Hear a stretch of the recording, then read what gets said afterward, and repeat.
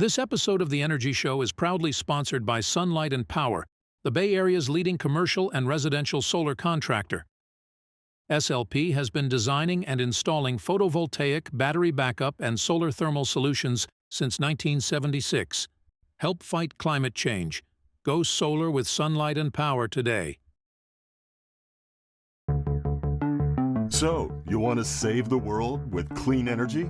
Make money doing it? Confused about the economic and technical realities of residential and commercial solar, batteries, heat pumps, EVs? Want the real-world scoop on new energy technologies, not manufacturer hype? Then tune in to the Weekly Energy Show, hosted by Barry Cinnamon. Insights from Barry's 40-plus years in the solar and energy industry will help you understand the future ways we'll generate and consume energy. And now, here's Barry.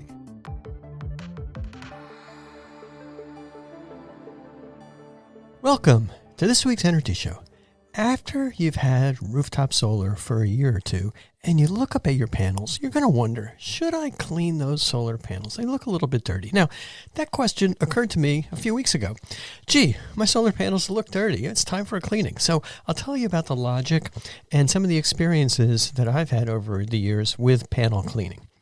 Now, there's lots of misinformation about panel cleaning on the internet. So we're going to try to answer the how often question mathematically. If you have monitoring, you can kind of figure it out.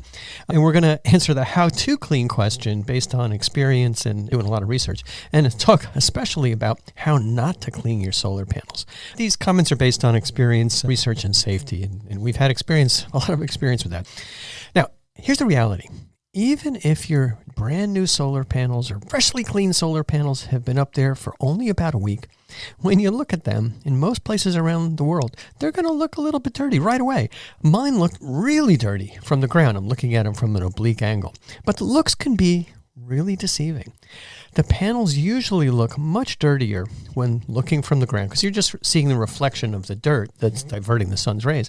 Whereas when you look at it straight on, they may not be so bad. Surprisingly, the photons can get through a lot of that dirt. So let's start about a little bit of understanding with how panels get dirty to begin with. Now, it's almost always from wind-blown dust. So dusty areas around farms, dirt roads, urban areas, they're going to be bad. You're going to also get a lot of pollen accumulation in the spring. Here in California, the panels have this green sheen on them by about April or May. That's really bad. Now, also, there may be issues with birds if you have trees around. It's usually not too bad unless your last name is Hitchcock and you live in Bodega Bay. So we'll take a look and see mathematically what happens when the panels get dirty. Here's a graph of that. This is just annualized output, and you can see how it kind of, bounces up and down, but it generally goes down as panels get dirty and dirtier. That's the annual kilowatt hour output. So what happens? That output goes down. You can easily see it on your monitoring. Now, it's reasonable to expect some variations month by month over the years based on weather.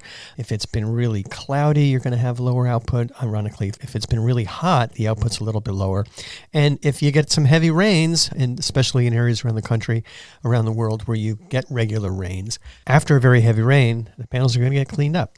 So that's on top of the expected gradual efficiency loss of the system and of the panels. You may see degradation of 1/4 to 0.5% a year. Not that big. So the amount of output that you lose really depends on the distribution and the amount of dirt. So usually solar panels are kind of evenly soiled. There's a fine layer of dust everywhere. But what happens is this kind of gloppy mud tends to accumulate on panels that have slopes, low slopes. And I've seen situations on flat roofs and even on slope roofs where at the very bottom edges or between the solar panels, you actually may get weeds and moss if the panels and the roof hasn't been cleaned in a long time. The reason why you get this accumulation of more dirt towards the bottom of the panel is because dew collects on the panels at night. That's a little bit of humidity in the air. The panels are very, very cold. The dew condenses onto the glass, and that dew kind of drips down the panel. It kind of cleans the top area, but the dew kind of dries up at the bottom, and it's brought that dirt down to the lower parts of the panels. Now, that dirt accumulation can be very bad when concentrated along the lower edges of the solar panels, that bottom row of cells, because that row of cells can get knocked out. The output can go way, way down, more than 50%. And that's going to affect the output of the entire panel. And if you don't have optimization, it could knock out significantly reduce the output of that entire string of panels. So what you might see is the newest solar panels have split cells. They're bigger, and instead of using square cells, they use rectangular cells. They're actually just square cells cut in half. And that minimizes the output degradation that you're going to see from dirt accumulation on panels. It's kind of an interesting innovation. It also raises up the voltage and it improves the efficiency.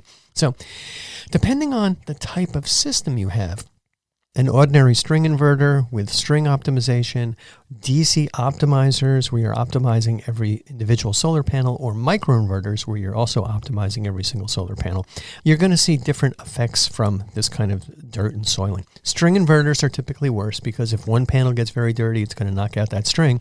Microinverters and DC optimizers can avoid that degradation because it can bypass or bump up the output of that weak panel without affecting the whole string.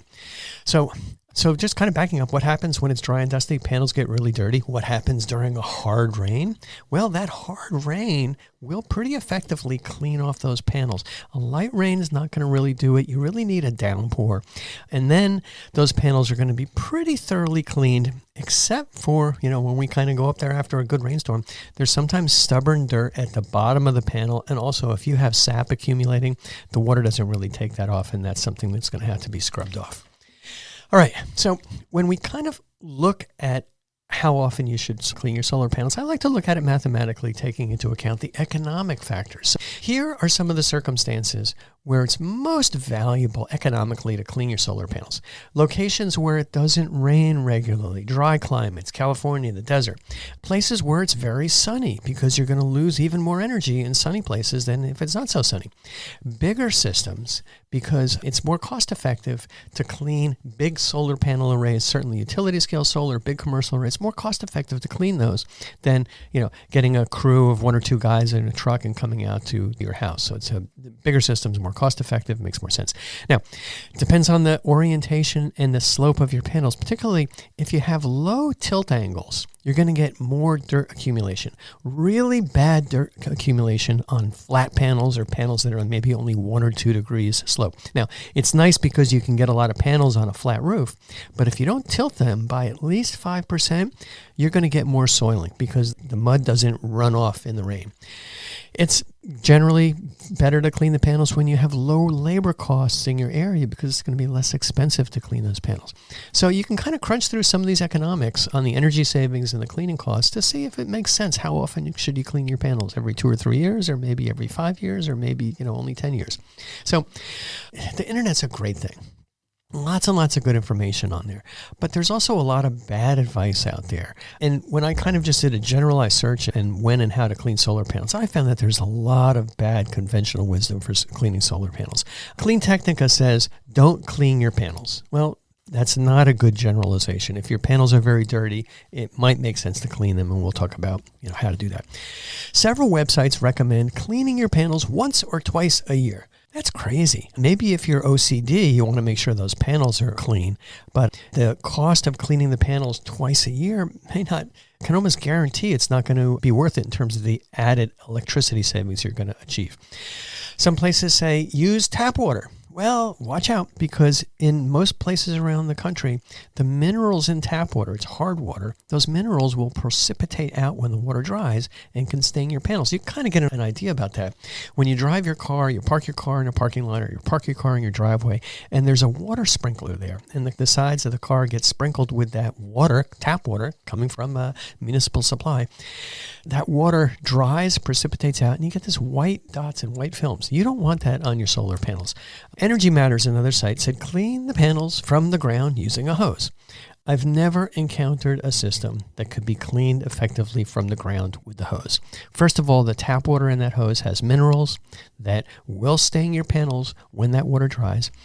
And I've also seen situations, or heard about them, I haven't seen them, where on a really hot day, you spray the really hot glass panels with really cool water, and you can actually conceivably shatter that panel. I haven't seen it, but it's possible. Panels have tempered glass. They're pretty durable, but it actually happened to my car once when I was washing the car, and the tempered glass on the windshield cracked. Finally, Google did a study. It's always good. Google's study is pretty close to reality. If the panels are flat, clean regularly. If the panels are tilted, don't bother. I totally agree about the flat panels, but if the panels are tilted, you should kind of run the numbers, look at your monitoring, and see if it makes sense. Okay. Here's a video of panel cleaning that we recently did, and I'm going to give you advice as a solar and battery storage contractor. So we've been cleaning panels on and off since 2001.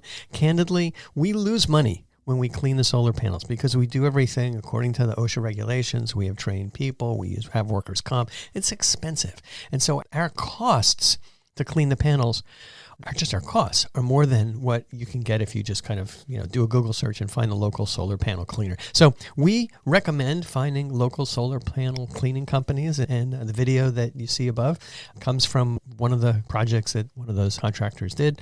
They did a terrific job, and they just specialize in panel cleaning. They had the exact right tools. Now, after almost 25 years of installing and cleaning solar panels, here's what I've seen that takes place in California. Here's what's realistic if you're in California, and it applies to most of the country. After about 5 years, and this also applies to the East Coast because we've done a lot of installations over there. After about 5 years, unclean solar panels are very dirty at the bottom edges with caked on dirt. So rain hasn't managed to rinse that off. All solar panels tend to be cleaner in the top half, and that's this dew effect that we talked about. Low-sloped panels, 1 or 2 degrees, very dirty at the bottom edges, and there's often a really heavy, thick film of soil and mud on a lot of the panel. And as I mentioned, I've seen moss and grass growing up on top of flat panels. Now, in rainy climates like you have on the East Coast, you get heavy rains pretty much throughout the year, which is really good. So that'll rinse off, if it's a heavy rain, that'll rinse off a lot of the pollen that accumulates, a lot of the dust. But it's not going to get rid of that really heavy sap. So you're still going to need to do a cleaning occasionally. So when you think you should clean your solar panels, take a look at your monitoring. Look at the actual data. So that's what I did recently. When my system was new in the first year, it generated 18,880 kilowatt hours. It's like a 12 or 13 kilowatt system. Now, by the 5th year, the output was 17,150 kilowatt hours. So the output went down over 5 years by about 9%. That's pretty typical considering the average soiling that accumulates and the relatively minor output decline that you're going to see in the panels in the system. We did have a lot of heavy rains, so they did get cleaned, and I did clean the panels thoroughly once in about the 3rd year. So, my results from looking at the monitoring data before the cleaning, so I looked at the daily output before the cleaning, and then I looked at the daily output after the cleaning. And during this week, the weather was totally clear and the temperatures were about the same. Got to watch out because when it gets hotter, the output of the system goes down. When it's cooler, ironically in the winter, you can typically get some pretty good output. So when I looked at my output after the cleaning, the output went up by about 13% from when the panels were dirty in the few days to the few days after the panels were cleaned. So hooray! So I saved 13% by cleaning the panels. But then you got to realize the panels are pretty quickly going to become 4% or so soiled again. So it's reasonable after a cleaning. You got dirty panels. My panels were 13%. Maybe your panels are 15% soiled. You could see an output increase of 5 to 10% over a year. And I'm not saying it's going to be 13% or 15% because the panels are going to get dirty again. And you're just going to have to live with the fact that the panels are going to be a little bit dirty. If you're OCD, maybe your solar panels aren't for you because you're going to go crazy cleaning them every week. But even under that circumstance, if I assume that the panels are going to be about 4% soiled again, and I'm going to save in the range of 5 to 10%. In my case, at 5%, I'm going to generate an extra 900 kilowatt hours a year. And at 50 cents a kilowatt hour, which is kind of the average electric rate here in California, I'm going to save $450 a year. That sounds pretty good. But cleaning my 46 solar panels, I have 40 on the main roof, and then I had 6 on a side roof. It was $10 a solar panel. So I spent $460 cash to clean the panels. And I'm going to save $450 at the low end. I'm sure I'm going to save a little bit more because I want to be conservative. So I'm definitely going to break even in the first year. I'm going to save more in subsequent years, and I'm going to continue to save. Generally, I will also save more because as electricity rates go up, the value of that energy that your solar panels also increases. So that was my example, but let's do a more generalized evaluation. So run through some assumptions. We're assuming that you have an 8,000 watt system, pretty typical, 20 solar panels, each of about 400 watts. And we're going to look at two different scenarios for electric rates, 25 cents a kilowatt hour, which is typical in a lot of the country, 50 cents a kilowatt hour on the average, more common in expensive areas, parts of California and Hawaii or even more.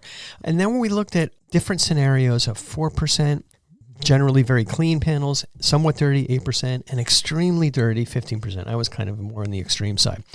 And so keep in mind that we consider typical solar panels to have an average over the year of about 4% soiling. When we do our estimates for system output and energy savings, we assume that the panels are not going to stay perfectly clean. That's not really relevant. So we want to make sure that our customers get a realistic estimate of the output. So we're assuming that there's always a little bit of soiling. So how much will you save under these different scenarios? Well, the biggest differences are if you have high electric rates, you're going to save more. So you save twice as much energy from cleaning if your rates are 50 cents a kilowatt hour than if your rates are 25 cents a kilowatt hour. And you're also going to save much more if your panels are really dirty. So a lot of this is pretty intuitive. And also, you're going to save more the larger your system is because it's more cost effective to clean a larger solar array. The cleaning service that I use charges a flat $10 a panel. A lot of other services may charge $100 to roll their truck or have somebody come out, and then they may charge $7 or $8 per panel. So there's all kinds of variations. So get some quotes and find out what you think makes sense. So that's what works for residential. It's kind of interesting, but in general, you'll save more when you have high electric rates, when you have really dirty solar panels, and when you have larger systems. Now, for commercial systems, the same considerations apply. You may want to crunch the numbers even more, but the thing is you really need a professional company that can clean solar panels in very, very large volumes. You can't sit there and clean them with a brush and a squeegee. It'll take forever. So a lot of these commercial solar panel cleaning companies have special vehicles that will actually do the cleaning using deionized water, so there's no minerals. And even on utility scale systems, they need to clean. They have special trucks with deionized water and brushes, kind of like a moving car wash. So good options. But now that kind of rolls into how should you clean your solar panels. So once again, there's conflicting and often incorrect advice. Basic points, this is always the case. Safety first. Be careful on the roof. Never walk on the panels. And if you can in some way tie into a roof harness with a proper roof anchor, that's a good idea. Turn your solar and the battery system off because otherwise there might be some live wires on the roof. And if you have a battery system, make sure that not only do you turn the main power off, but you have to turn the shutoff system off so that the battery doesn't kick in. That would still result in live wires on the roof. Now, remember, solar panels use tempered glass. It's a very hard surface, very difficult to scratch the glass. It's just like a window. That's why they don't put plexiglass on windows or solar panels, because that gets really scratched. But glass stays really good. So it's okay to use a brush, scrub it a little bit. The only times that you don't want to do that, if you have some special solar panels that have what's called an anti-reflection coating that's just on the outside of the glass. So it's not part of the glass. It's on the outside of the glass. And I remember some companies that really promoted those very heavily, but what happened is after a few years, those anti-reflective coatings discolored and you lost a few points of efficiency. And those coatings generally are no longer used, specifically because they don't last for the lifetime of a solar panel. Very important to use deionized water, which you can get. It's kind of like distilled water, but it's deionized. There's a special deionization process with a filter and a detergent solution. But for most homeowners, you're not going to have deionized water. So you can still use a detergent solution. There's one caveat. We'll get to that in a sec. What the detergent does, first, it's a surfactant. So the little dirt pack particles get suspended in the water so they wash away. So it kind of catches them and washes them away. Second, the detergent dissolves the mineral deposits. So you don't end up with water that's going to actually precipitate out these white minerals, calcium, whatever. Don't use regular soap. Typically what we recommend is use the solution that you use for washing your car. It's a fairly gentle detergent, and it does a pretty good job. Now, here's what you do. If you don't have deionized water, tap water from the hose is okay. Just remember that if you have a lot of that tap water left on the panels after you're done, that tap water is going to precipitate out and you're going to see little white dots. Not a good idea. So what I recommend is wet the panels with water and detergent, scrub them with a brush or a squeegee, hose off the soap and the dirt, and now what you have is just basically clean, hard water on the panels. And squeegee that extra water off if you have a squeegee so that the minerals don't accumulate. Or if you don't have a squeegee, I suggest another very gentle soap wash and then a very light rinse. So what that's going to do is you're going to leave some detergent film on the panels and you're not going to get so many little white dots. It's something to manage. Here's what you should never do. Never just hose the panels off without some kind of detergent. That hard water will leave calcified white spots on the glass, which are almost impossible to remove. One of our customers once ruined a set of really nice solar panels with cleaning with a hose. I remember got an email saying, hey, this is great. I'm in Fresno. It's really hot. I'm hosing my panels off, and I noticed the output went up, and it's great. The reason why the output went up is because the panels were cooler. And cooler solar panels operate more efficiently. Then what happened, after a few of these cleanings, the minerals precipitated and his panels had this white film on there that was absolutely impossible to remove. We tried everything, trisodium phosphate, everything. We just couldn't get it off. So just be careful. Make sure that you don't allow a lot of that hard water to accumulate and dry in the panels. Okay, so some basic, simple summary advice. In dry areas like California, the desert, whatever, sunny climates, if you have big systems over 5 kilowatts where the electricity is expensive, you should consider cleaning your solar panels about every few years.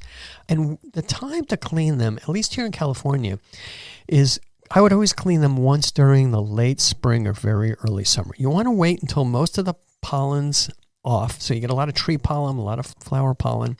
So once all the trees have heavy leaves, you're not looking at a lot of pollen in the air. That's a good time to clean them. And you're going to notice that the panels have this green sheen on them.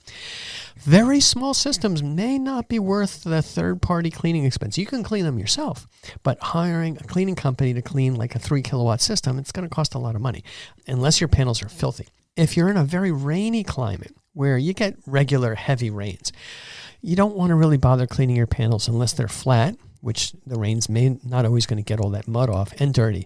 And it kind of reminds me what my wife once said about me. I'm white and nerdy, so you want to clean your panels if they're flat and dirty. In Florida, you have cheap electricity and very regular rains. You may not need to clean them as often as in California, especially not smaller arrays. Now, regardless of the system you have, it's probably worth a cleaning every 5 to 10 years. You're going to go up there and you're going to see some really messy dirt at the bottom edges of the panels, and you're going to want to scrub that off. That's going to improve your efficiency. And you can check your monitoring. You can see that, hey, when the system was new, it put out 10,000 kilowatt hours a year, and now it's putting out 8,000 kilowatt hours a year. Don't blame the equipment. Take a look and see how dirty the panels are. Now, if you're going to do the cleaning yourself, remember the sign, slippery when wet. That's even more important on the roof. The roof is going to be slippery. Tile roofs are really, really tough. If you have a standing seam roof, it's almost impossible. So follow proper safety procedures. If you can, tie yourself in. Make sure that you've got the right shoes on because it's going to be slippery. Also, do not simply hose off your panels. And if you do use regular tap water, use a light detergent solution and gently rinse the panels when you're done. All right. That's all the time we have on this week's Energy Show. Thanks to all of our listeners for tuning in. And if you missed any of today's show, you can always go to our website at energyshow.biz and listen to the podcasts.